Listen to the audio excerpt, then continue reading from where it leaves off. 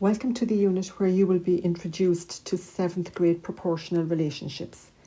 This is Mrs. Foy, and I want to give you a short overview of the unit and explain to you where these skills fit with 6th and 8th grade skills. So last year in 6th grade, you learned about ratios, rates, and unit rate, and you will build on these skills in this unit and in another unit later in the year on percentages. And then next year, you will build on all of these skills as you learn about rate of change and linear equations. An example of proportional relationships in our lives is where we take a recipe and scale it up to make a much larger quantity. So for example, if you have a recipe to make 12 cookies and you decide to multiply that by 8 because you want to make a large batch of cookies for a school bake sale, you're not going to multiply the butter by 8 but the sugar only by 2 because the large batch of cookies would not be as sweet. You've got to multiply all of the ingredients by the same number. And that's an example of proportional relationships in our everyday lives. There are 5 parts to this unit. You will learn to represent proportional relationships with tables, equations, and graphs. You will learn about the difference between proportional and non-proportional relationships, and you will learn to connect all of these different representations together. You will do this unit very similarly to how you did the last unit you worked on.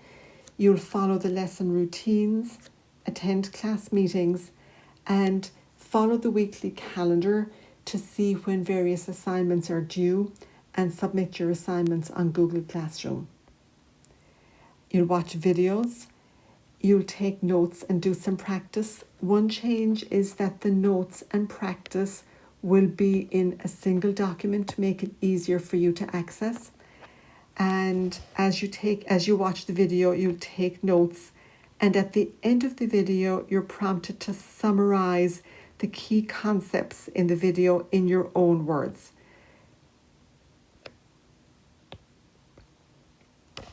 On the second page of each lesson, you'll do some practice problems and a cool down, which is a way for your teachers to see behind the scenes how you're doing with your learning.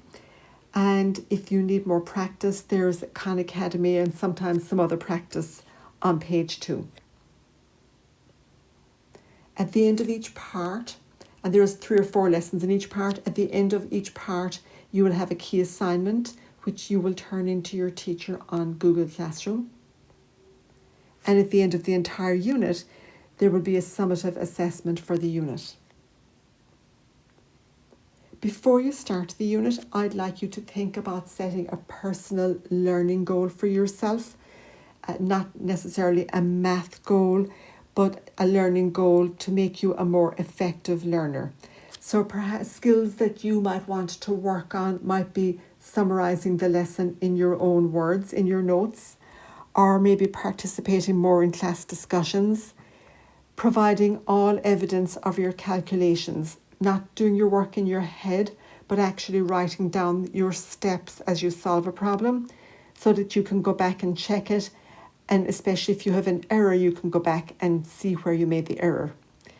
If you have questions or if you have any challenges understanding a part of a unit, you could make it a goal to attend the teachers' small group meetings, which are held several times a week, and ask questions.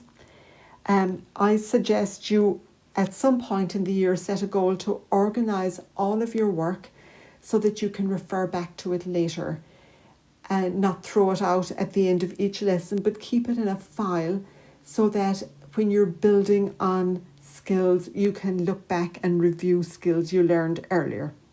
And maybe you need to organise your materials, things like charging your computer at night so that it's ready for class the next morning, you're not scrambling at the last minute, and having your math notebook, your paper and calculator and so on all together, organised and ready to go.